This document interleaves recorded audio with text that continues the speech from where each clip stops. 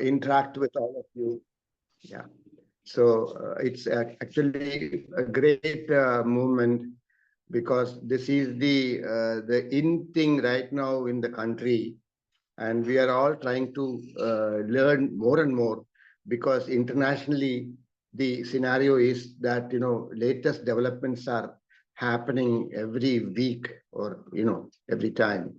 But actually we are still on the process of converting our conventional land farming to organic. But the problem at the moment with the farming community is that they are not in a position to uh, have much information nor any support from the agriculture department, which of course they are essentially requiring every time. And the problem with the farming community again is that they don't approach the department, nor these people who are working in the government. They go to the farmers and then tell them, okay, how to do. It's because of lack of knowledge at every point. The central government has allocated large amounts of money, and this is a state subject, agriculture, and 60-70% of the uh, population is agri based. But many people who are having marginal farms, we call 2 acres to 5 acres, they are not in a position to have financial backup, and so they keep the land like that unutilized, and they go and settle in the neighborhood cities where they take up some jobs. So this is what is happening.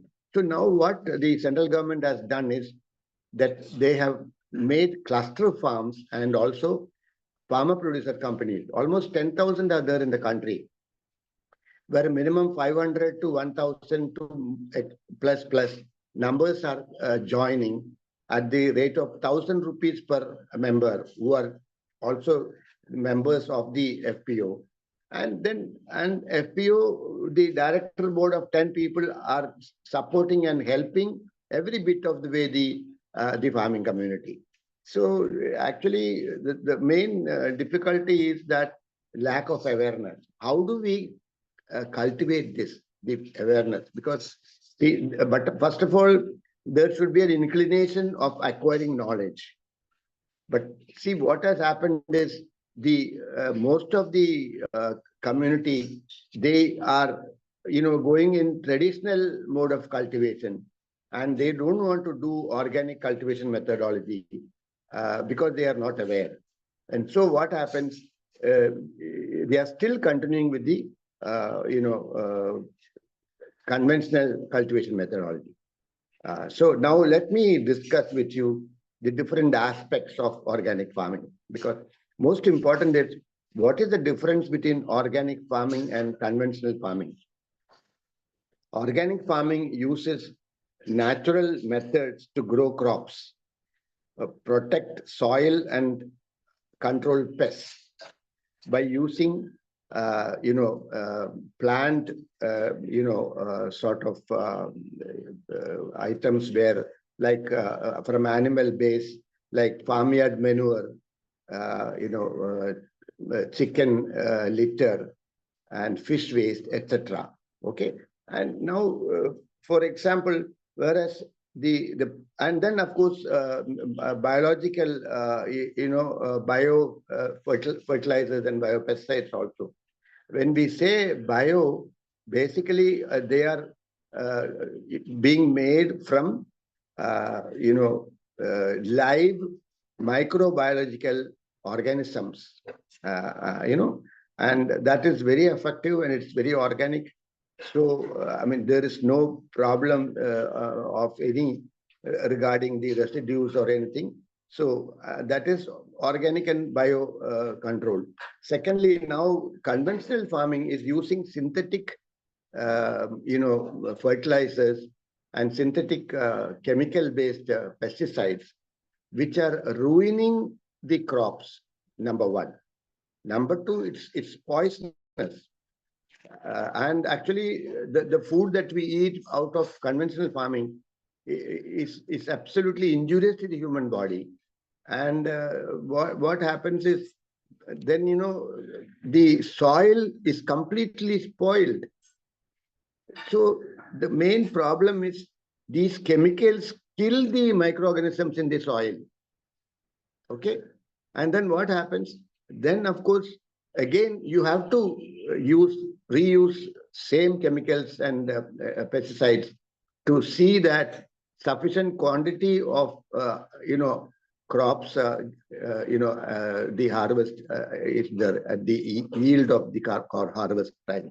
So here the main difficulty is that whereas if you use organic methodology, using the organic methodology, then there is absolutely the soil fertility is increased drastically, because you are not killing the organisms. The organisms in the soil are multiplied every time when you do the cultivation using organic and bio items.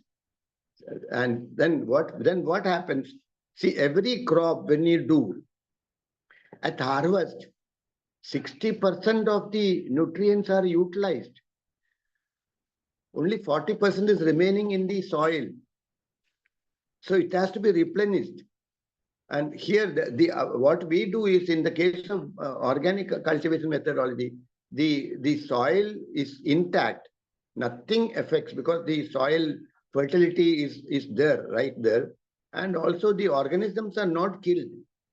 It is multiplying. Okay, so these are the advantages of organic. Whereas again, the nutrition value, when you do organic and biomethodology, is to, the vitamins, minerals, proteins, amino acids are all intact. And so that really happens to, boost the health of the human beings, which of course is not taking place with the chemical used in conventional cultivation. So this is a very big difference. And this organic methodology being used, it is most of the crop yield is poison free, food tastes better, food keeps longer shelf life, then disease and pest from lower, is completely is not there. And one biggest misconception in the minds of the people who are doing farming is that if you are using organic methodology, it is very expensive because you are using more of inputs. Number two, the yield at harvest gets reduced. This is totally misconception. The reason is, because of lack of knowledge, you don't know what to use and quantity and timing, everything of the organic and the bio items. Secondly, if you use the correct dosage and give the inputs at the right time, then the yield doesn't reduce. So it's a very economical process. Government of India is trying their best to see that this is promoted. And there are some schemes central government has introduced, which I'll come to you later on. So basically, I mean, for organic fertilizers and biopesticides, usually we use macronutrients, which are nitrogen, phosphorus, potash. Then we do micronutrients, which is magnesium, boron, molybdenum, zinc, and sulfur. And we use also mycorrhiza, which of course in the south actually that is seldom used. And the spurious material is available, which does not give any result. Now, we are marketing mycorrhiza, which is 6 lakhs inoculant potency per 100 grams. That is all needed for 1 acre. Whereas in the market, they are selling it large quantity without any result, and the price also is high. So here, what does mycorrhiza do? Not many people are knowledgeable and using it. Mycorrhiza is a Greek word. Mycorrhiza means, myco means fungus, rhiza means rhizosphere, root zone. So the roots of the plants are the mouth of the plants. And when supposing if our mouth, the diameter of the mouth is little bigger, then naturally we can swallow bigger quantity of food at a single time. The same way, what it does, microacia does is that it really, increases the filaments of the roots drastically. You can see it within 10-15 days. And so what happens? The whatever nutrients you are, putting at the root zone, that gets completely absorbed into the plant tissues. Whereas if you don't use microacia, only 60% of the nutrients are going to the plant tissues. 40% is lying there. Here, 100% is boosted to the plant tissues. So you can see the quality improves and the quantity increases by 25%. This is proven. And India is one of the biggest manufacturers of microacia in the world. And we are exporting to USA, Japan, Europe, etc. because of this concentration. 6 lakhs inoculant potency per 100 grams. Okay, of course, which we are marketing. Then we can use potassium humate.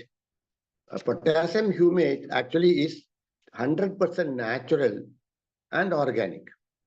And you see, this is actually manufactured from humic acid. What is humic acid? It was discovered in Germany and USA in 1864. And actually, the formula of humic acid is C187. Carbon is 187. Hydrogen is 186. Oxygen is 89. Nitrogen is 9. And sulfur is 1. Now, this, when you add with potassium hydroxide, makes it potassium humate. That is what is available in the market now. Extremely good for the plants, So knowledge of these things and how to use it, and when you use it, you see the result. Naturally, the increase in the quantum is there, number one. Number two, the quality improves. And these are all organic stuff where, you get a very good increase in the yield. So these are things which we have to use actually. So that is one. Now, who was the father of organic farming? That also we should know. Sir Albert Howard, a British botanist in 1905. He is known as the father of organic farming. But invention of organic farming was done in 1896 by Walter James. Okay, so these are some of the things now. See what we do to do organic cultivation method. So I will explain briefly about that. Now, whatever soil farming you are doing has been totally utilized by using chemical inputs. So most of the organisms are dead and fertility is very, very low. Now, how do you convert it into organic? It is a lengthy process. Now, for organic certification by international agencies are saying that you have to have 3 years of period for conversion, but it is not needed. That is because the methodology is different what we have to do. Now, what happens is, in the case of soil test, we find that a lot of things are there associated after using chemical inputs. So to convert it, there are some methods. We can do soil remediation and water remediation. Okay, we can make a conversion process much easier and at a shorter duration. So the methodology is there for that. There's not a problem at all. Even water which has got saline in many parts of India, we have got saline. If supposing especially when the land is near the sea, naturally there will be saline in that salt content in the water. So we can actually neutralize that. There are methods for that actually. So we can do that either for water remediation or soil remediation. Now what we do now, simple process, is that we take farmyard manure in a bulk. Say we can use 1 to 2 tons per acre. And farmyard manure, if it is used alone, is useless, because there are insoluble materials like lignin, which really prevents the absorption into the soil, and then it really does a bad effect. So to make it soluble and make it very fertile, we do a process of decomposing, for which, of course, we use bacteria, fungus, and also actinomyces. So this liquid or powder is, you just like a big rectangle, you spread the farmyard manure, make every 2 feet, you make some holes which should not touch the ground. This liquid, you actually mix it with about 200 liters of water. This culture, which is decomposing liquid or powder. Then you mix it and then pour it into these holes, and at least once in 2 days, you have somebody to using a stick, mix it, and the moisture should be about 40%. Nobody does this, because in my farm, I'm doing farming, organic farming. I use it, and the results are unbelievably great, actually. So when you mix it, and then, within 15, 20 days, this thing becomes powdery, and the fertility increases drastically. And this, you spread it in the farm. Then, what happens? The conversion process from conventional to organic is made within 6 months. Then you are using organic and bio products for cultivation. So together, this really, the conversion is very good. And when you, after 1 year, when you test the crop yields, you can get residue-free from chemicals and pesticides items. So this is the methods which have to be used, very important. Actually, so this process, if it is used, actually the result is fantastic. By using composted farmyard manure, soil fertility is converted to organic soil. Okay, and then what we do is we spread it, and then of course, usually we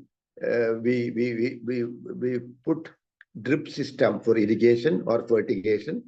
And then, of course, water should be there. And you test the water and see the water is really good for cultivation. Because what happens, if saline or the water has got more of, chlorides, carbonates, etc., the absorption into the plant tissues of water and inputs get reduced. So the desired results will not be outcome. So this is a very, very interesting thing, which of course you can't oversee or overlook that. Okay, so now you go into the sowing part of it. Most of the seeds are there. Seeds have to be preliminarily, dipped in either trichoderma or trichoderma plus mycorrhizae powder. And put some composted farmyard manure in a bucket with water, dip it for about 10 to 12 hours and keep it. And then in the pits, you add soil 50% and 50% also farmyard manure composted. You mix it and then fill it. And then you make small holes and sow the seeds. Okay. And daily you have to see that you give them some spray of water to keep it moist, and say within 8 to 10 days the germination take place, and then accordingly you have to give the inputs and everything periodically according to the crops and the scheduling. Okay, so these schedules have to be followed for fertigation, fertilizer plus irrigation, water, very important. The moisture has to be kept maintaining, because that is very important.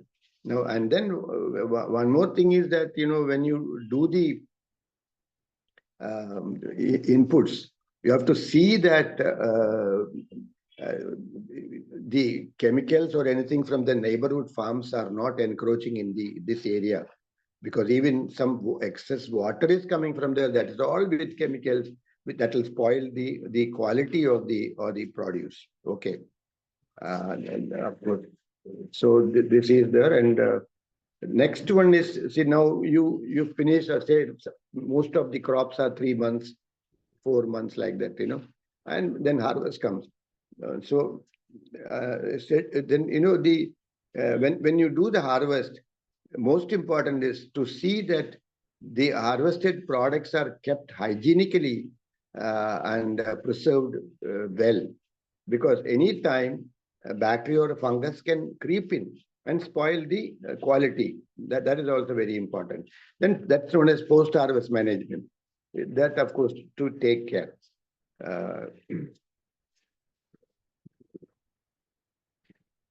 Now, in the case of principles of methodology of organic farming, crop rotation is preferred if possible.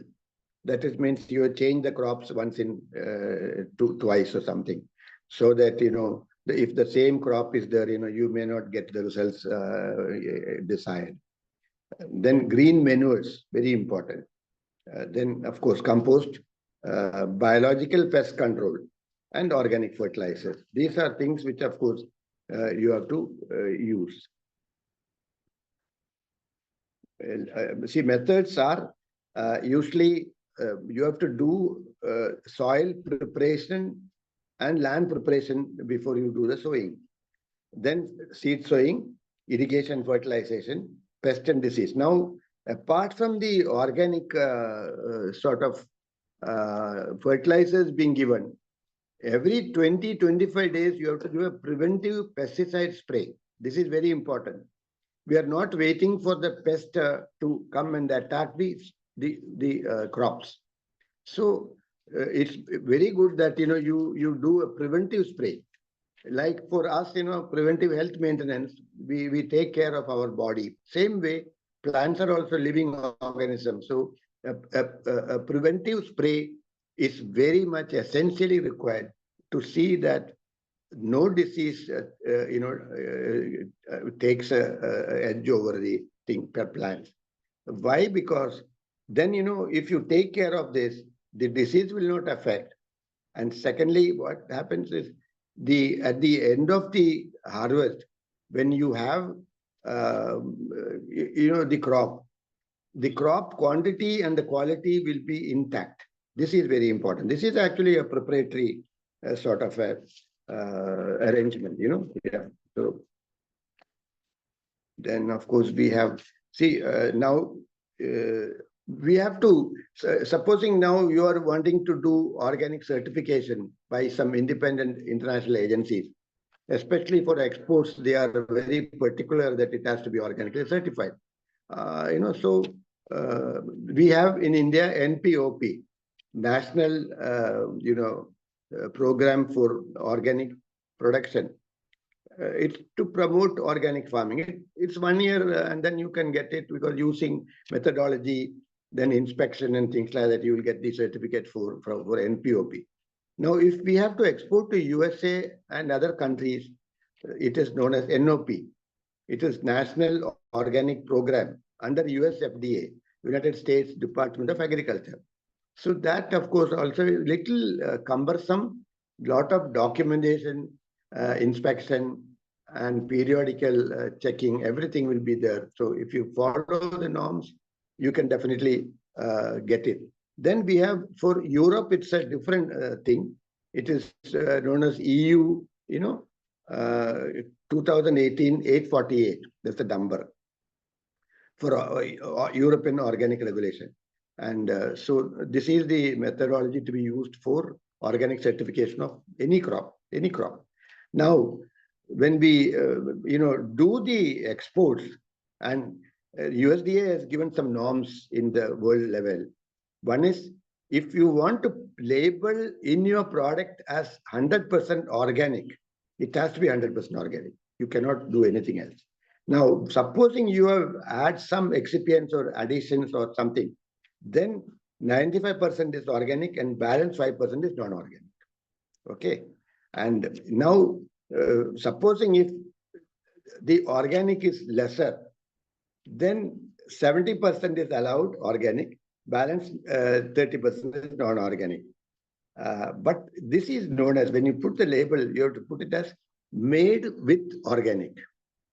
For example, now you're making tablets of a particular item which you want to mention organic. You can't mention it as organic product. You can mention it made with organic because you have excipients, you're using glue for compacting, etc. So these are some of the things which you have to follow. Now, the crops, let's take the crops. We are getting out of time. You see, what we do in India as well as for exports, some of the crops which are very much in demand in the world market are, usually so many spices, some pulses, and also fruits and vegetables. And medicinal herbs has caught up in a very big way. It has run into billions of dollars right now. For example, we have Moringa, which is doing $9 billion, single product touching that volume. No other product has got this much of volume. We are doing Moringa in a big way, actually, and exporting also. Then, of course, we have Ashwagandha. That has taken up very well in the world market. It is very good for the human health, and a lot of advantages are there. Then you have Tulasi, you have Brahmi, all these. And then we have also curcumin, which is a main ingredient in turmeric.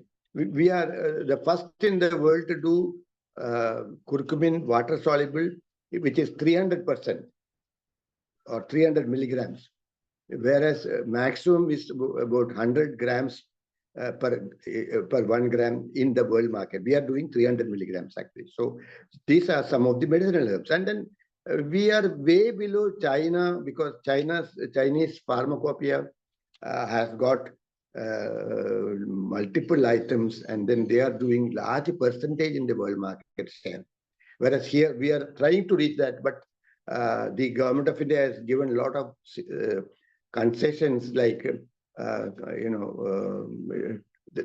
even some state governments are given about 10 crores for some group of farmers starting herbal cultivation. Okay, so this is also to be done. Now, other crops which are very much in export is, one is chili. Red chili is going left and right because we are #1 in the world. Then we have sesame seeds, then tea, okay, rice.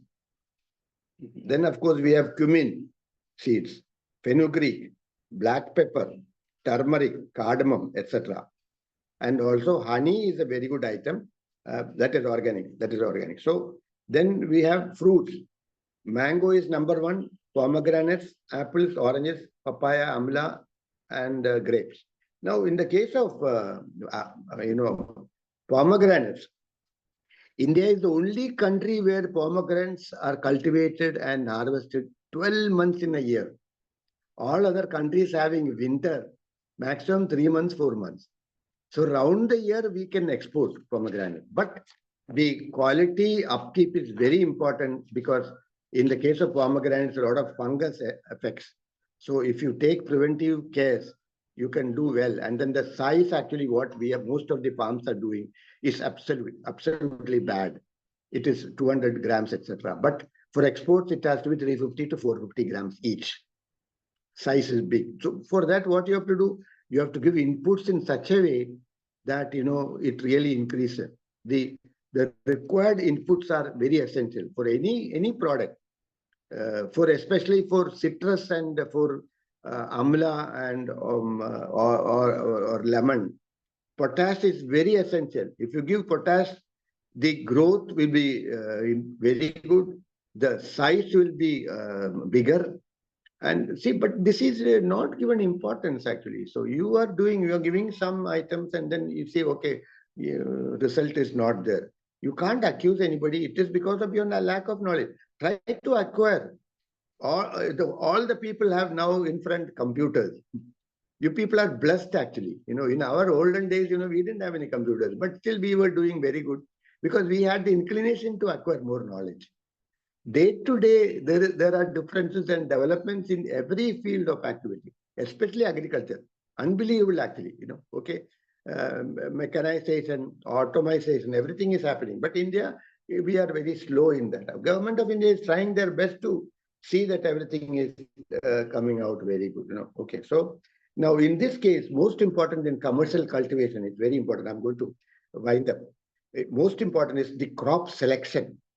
See, you have to select a crop knowing the potential in the market, how long it will be on demand, number one. Number two, what will be the margin of profit? What is the cost of production? What is the cost of the final product? And what is the price to be realized when you sell it in the market? All these you have to take care. Nobody is doing that. Okay. Because most of the people who are doing agriculture, they are interested only in agriculture. They don't do any commercial activity. This is very important because you are doing commercial cultivation. End of the day, the ROI is important, return on investment. So that is why we are going wrong. When I went to ask some of the FPOs in Karnataka, I had a meeting with 150 people. So I said, in the case of Moringa, you can get about 1.5 lakhs per year per acre. That is all one person asked me. I asked him, how much you are getting now in your crop? He said, I'm getting 50,000 rupees. This is the attitude of the people. What do I say now? See, okay. So that is the thing. So market potential is very important. Cost of production, duration of the crop, demand potential, and most importantly, what is happening now is utilization of optimum labor. Man hours are very important.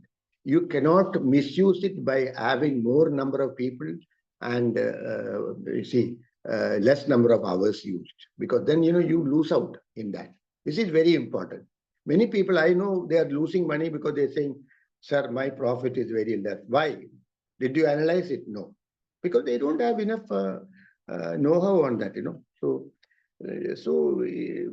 this is a different sort of thing. And marketing channels have to be positioned and prepared before you do the harvest. This is very important. Where can you sell it? How can you tie up with somebody who has got marketing specialty? So these are things which, of course, are very, very important. So this is one of the most important things for organic farming methodology and crops. And this is briefly I've explained to you, but now you can expand it on these aspects which I have outlined by going through discussing with some organic people or So it's up to you. Okay. Wish you all the best. Actually, any questions are there? Hello. Yeah. Thank you, Mr. Menon, for the detailed talk. I'll take up some questions. Mr. Radhakrishnan, you would like to ask any question? No, madam. No, madam. Okay. Yeah, I know Mr. Radhakrishnan very well. Acha. Okay. Okay. Yes. Yeah. Okay. So the first question is, what are the key differences between organic and conventional farming methods? Yeah. The main thing is, I explained to you, organic methodology is using natural products, animal, waste like farmyard manure composted, chicken litter, fish waste, etc., etc. And whereas conventional, they're using chemicals and synthetic pesticides. They are also chemical based. So what happens is, when you use it, you're killing the microorganisms in the soil. The soil fertility is reduced, and you have to continuously use this to see that the soil fertility is kept alive. Whereas in the case of organic, when you use organic fertilizers and biopesticides, we don't kill the organisms, the microorganisms in the soil. which are millions, are activated and increased in the range and can be reused, because only then, you have to replenish only 60% of the organic inputs, because 60% goes away with the harvest. So instead of 100% you can put, whereas in the case of chemicals in conventional farming, you have to put 100 percent of the chemical inputs. So here, so how does we compare the cost now? See, so people are saying that actually it is costly to do organic. No, period. I'm sorry, I beg to differ, because this is the thing. So you are using less of organic fertilizers and pesticides, because you are replenishing only what is needed for the crops. In the case of chemicals, you use much more to see that the crops are there, and then even the quantum in the case of organic, you can get it increased if you use properly the needed inputs, and also give a preventive spray in time, and scheduling is very important. Periodicity is also to be given importance. Yeah. Next question. How can we naturally improve soil fertility in organic farming? Yeah, so very interesting question. I told you right from the beginning that many people, almost 90% of people in India are using farmyard manure just like that. A lot of insoluble material like lignin is already there, which of course is not going to do any benefit for the soil. So unless you, and then the percentage of NPK is very, very low in farmyard manure. So to make it more fertile, and when you're using the soil to get more fertility, you have to decompose it by using bacteria, actinomyces, etc.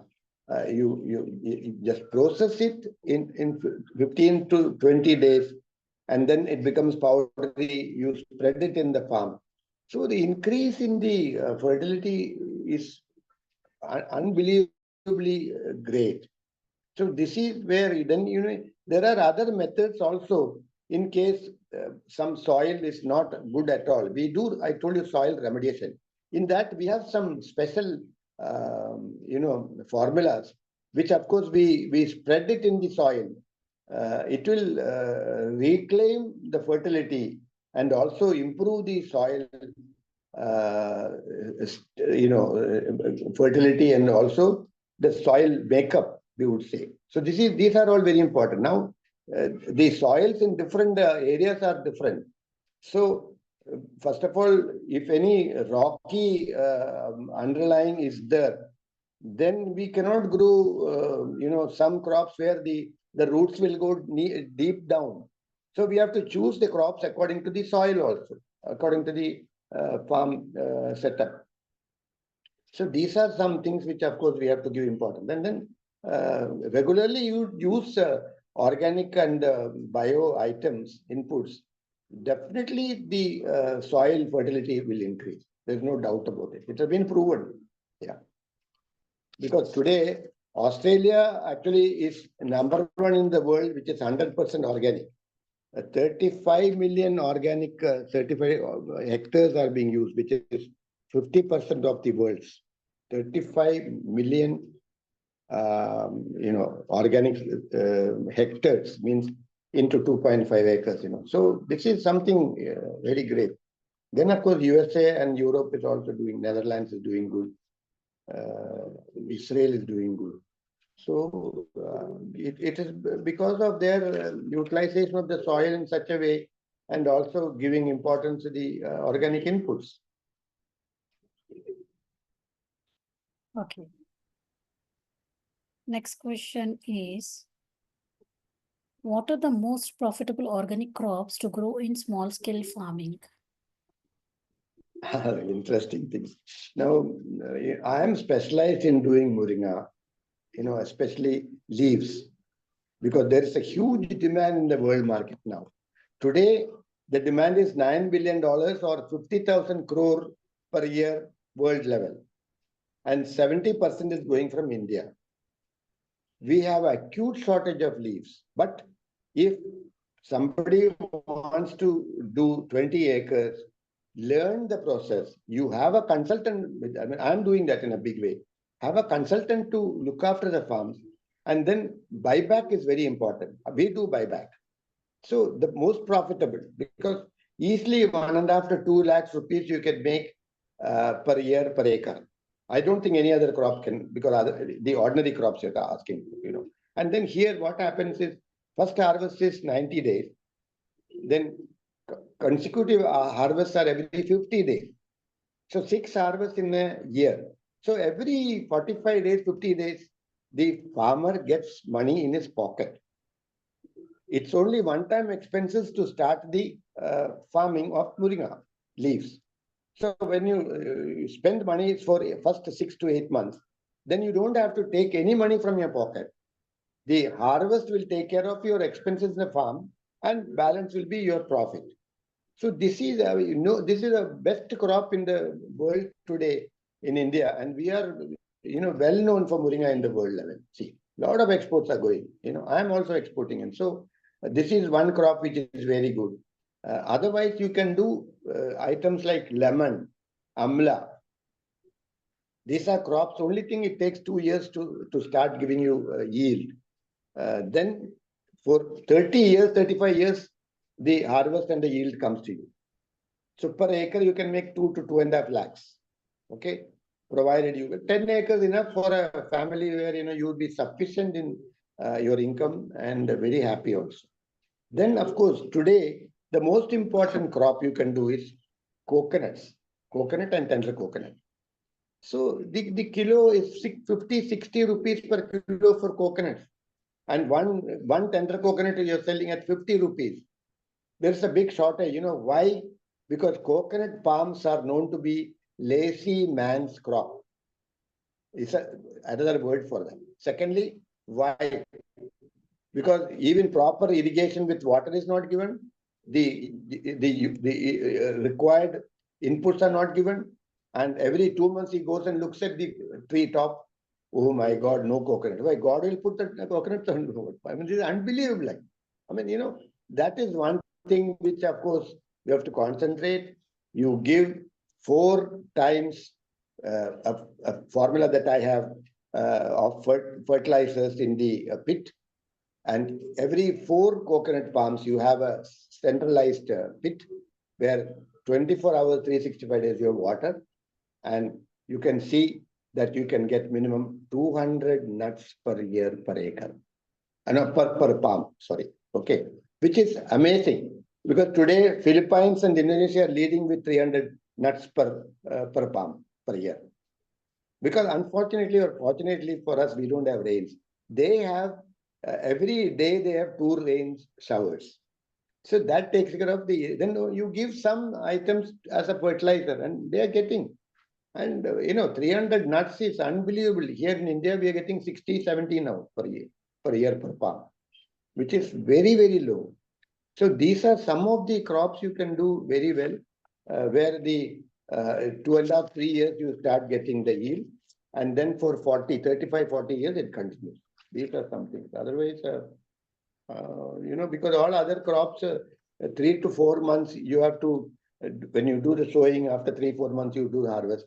Again, you do the sowing, you harvest. So this is going on as a recurring thing where the farmer doesn't have much rest or something. So you have to choose some items where, you make good money, margins, and also you see that your life also is comfortably laid. So this is the thing. Yeah. Okay. And how do organic farmers manage pests and disease without chemical pesticides? Yeah. One more thing. I didn't follow. Yeah. How do organic farmers manage pests and disease without chemical pesticides? Yeah, actually, we have different items because depending on each crop. Now, we are doing 1,000 acres of green chili and 1,000 acres of banana. For each crop, the pest, affecting is different. So usually what happens is mostly the fungus affects. then the virus effects, nematodes effect, caterpillars effect, all these affect. But then we do the marketing. We manufacture. We have a factory in Chennai. We manufacture all the items, organic viricide, bio fungicide. So everything we have. So only thing is, the farmer sends a photograph to us of the problem, either the leaf or the plant.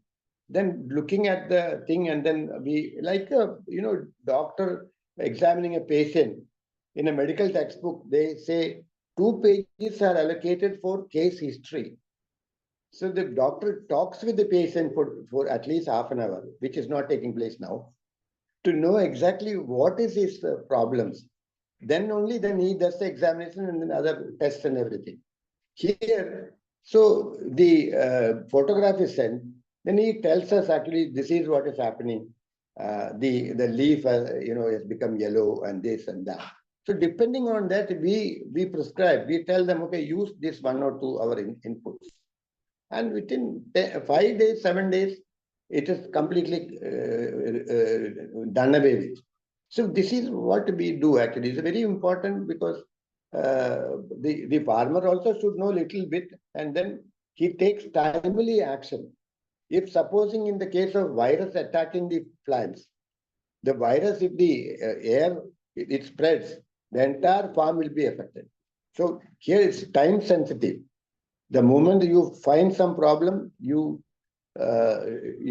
discuss with the consultant, then consultant will give you method where okay, we are marketing, so use these 2-3 products, and immediately result is there. So this is the way to control organic or bio pest thing.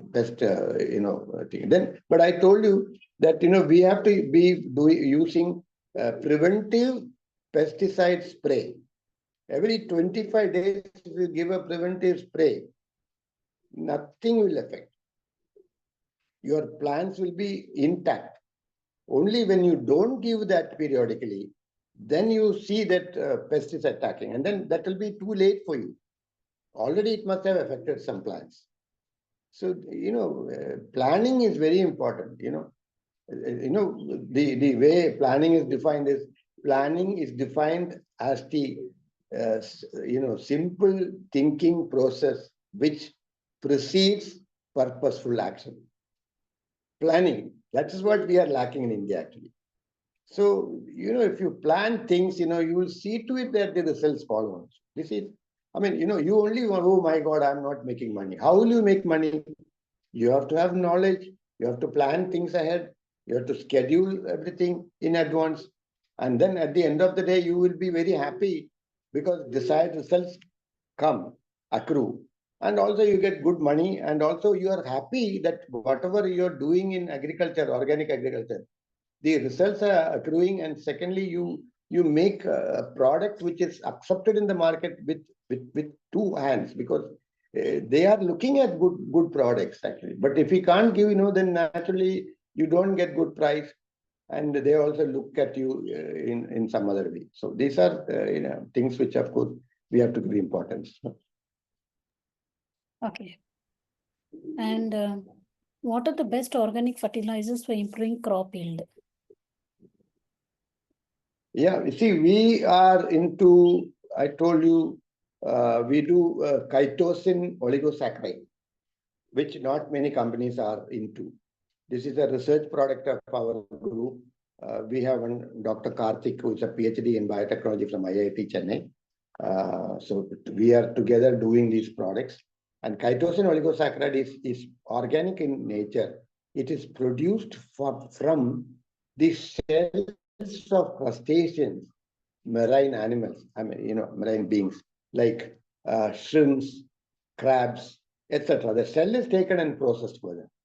That, of course, we are selling it as liquid, which has got multiple efficacy: anti-viricide, anti-fungicide, antibactericide, and whatnot.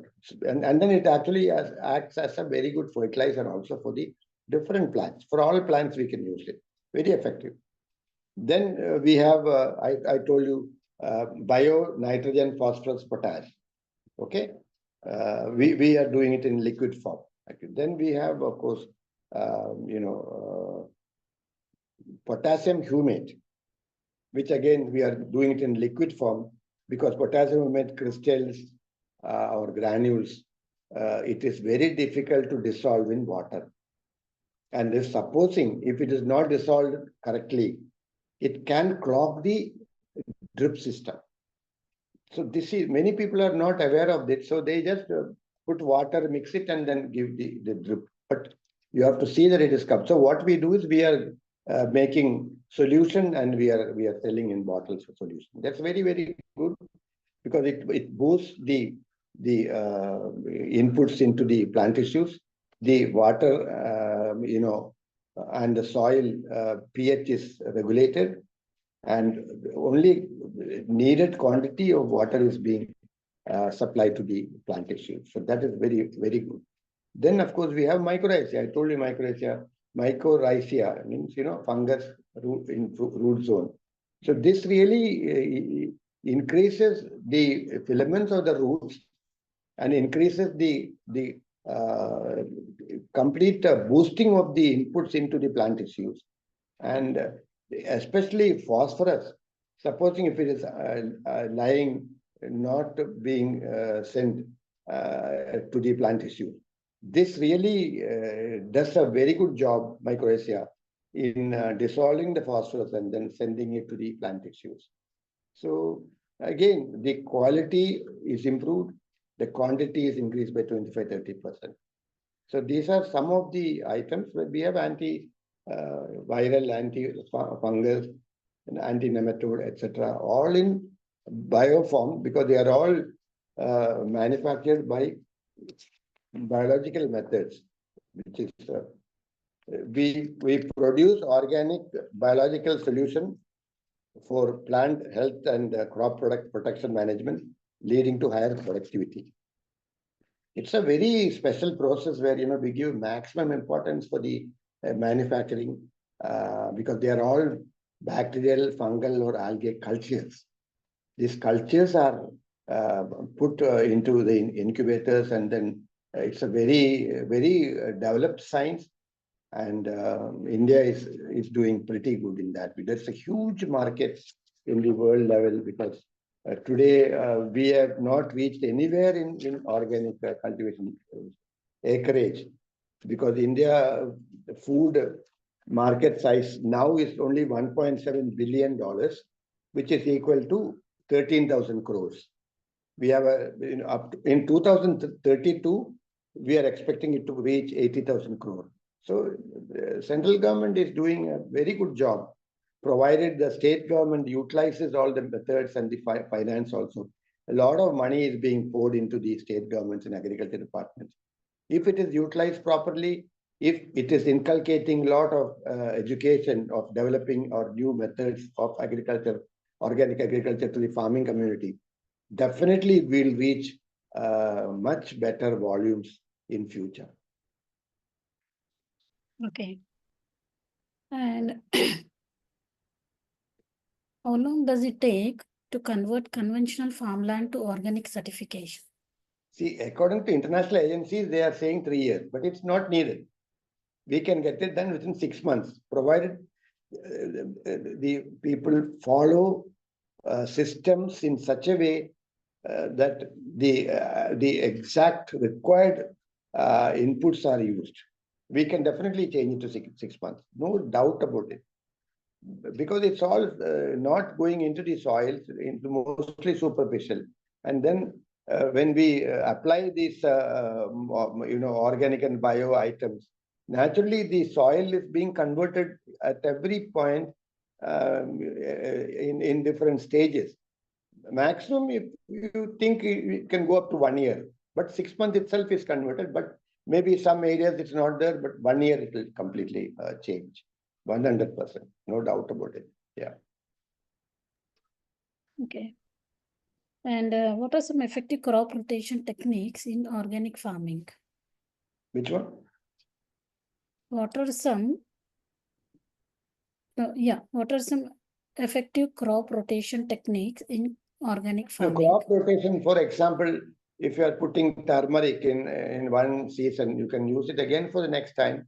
But then you change the crop turmeric to some other, like some either banana or some vegetables or any other crop, which of course in that soil it will grow very well. So then after one rotation change, again after 1 year you can put another the turmeric itself.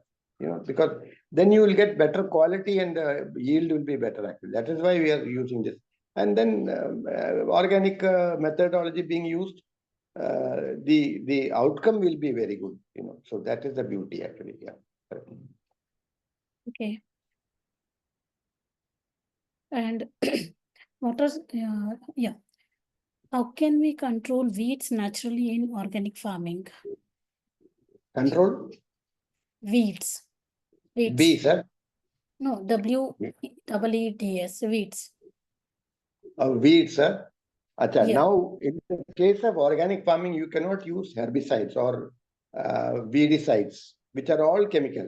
Until now, in the world market, nobody has introduced any organic weedicide. So it's only by mechanical means. And in the case of spacing, if you take care, you can use mechanical tillers or even small tractors to see that weed control is done. You remove the weeds. That's the best way. Otherwise, nothing is possible. And that's one. Number two, you can use mulching. If you use mulching, then the weeds will not grow. Now, in the case of moringa, what we do is we do dense cultivation. So the sunlight doesn't go inside the soil where the weeds will grow. Without sunlight, that they can't grow. So completely, because we do a very methodical, dense, ultra dense cultivation where the population is very high. We put 25,000 plants in 1 acre.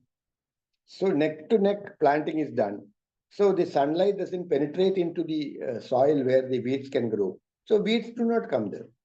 So these methods, you have to plan it. I told you planning is very important. So if you can do this, mulching is little expensive, but there are natural mulching like, straw mulching is there. For example, corn or, this paddy. After the harvest, there is a lot of straw. If you can put the straw in little thick level, which is not expensive, it will be there for at least 2 or 3 crops seasons. So that is also one good method to avoid the weeds. But otherwise, actually in chemical conventional farming, they are using very powerful weedicides, which of course is very dangerous because that will affect the crops also. Because in the case of chemicals, what happens is the product, for example, you take say apple or orange, there is systemic and contact. In the case of the effect of the chemical is in the contact. Only outer part is covered where when you wash it, it will be going on. But supposing if it gets into the inside, that is known as systemic effect. So in that case, you can't do anything. Even if you wash with vinegar or salt or turmeric, it will still be there. When you eat, you can see the taste is different. It is extremely injurious for the health. So these are some of the things which, of course, affects in the conventional farming activity. Yeah. Okay. And what are the biggest challenges organic farming face today? Sorry, I'll repeat. What are the biggest challenges organic farmers face today? Very important. Most importantly, the number one factor is lack of adequate knowledge. Okay.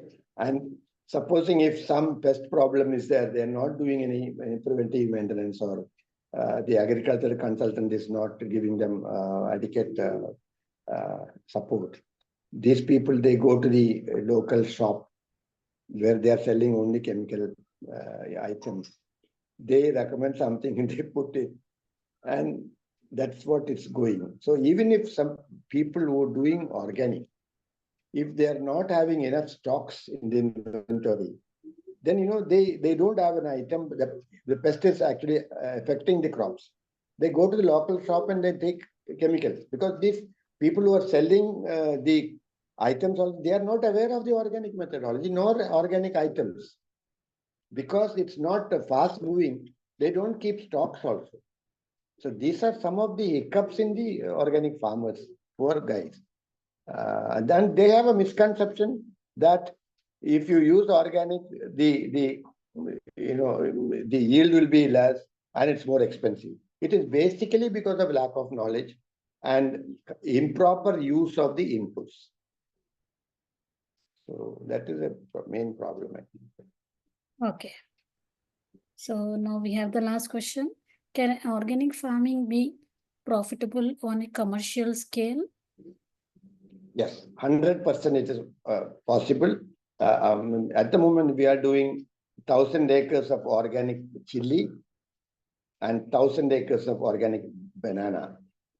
It is a model in Maharashtra where the government officers and secretary to the agriculture, secretary to the minister, everybody visited our farms and they have applauded. And I am the organic cultivation consultant for those farms. I'm supplying all the inputs, and any problem is there, they send me the photographs and they explain. Within 30 minutes, that is taken care of. So it is profitable, provided you are very well planned and you have adequate information with you of how to do it, and see that, okay, maybe you start with small acreage, you become thorough with the aspects and then increase the acreage. This is to be done. We are doing now, we are increasing the acreage much more because it's become very successful.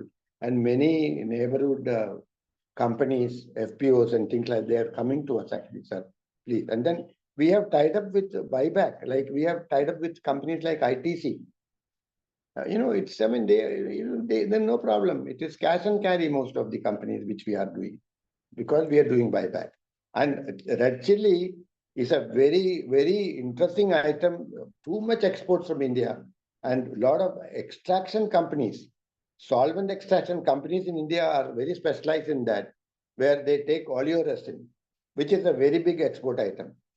Like, for example, spices, ginger, garlic, chili, all these are organically is going. Big time in use in the world market, especially Europe, USA, Japan, etc. Okay, so some of these crops are very, very important and could be used organic. There's not a problem at all. Yeah. Okay.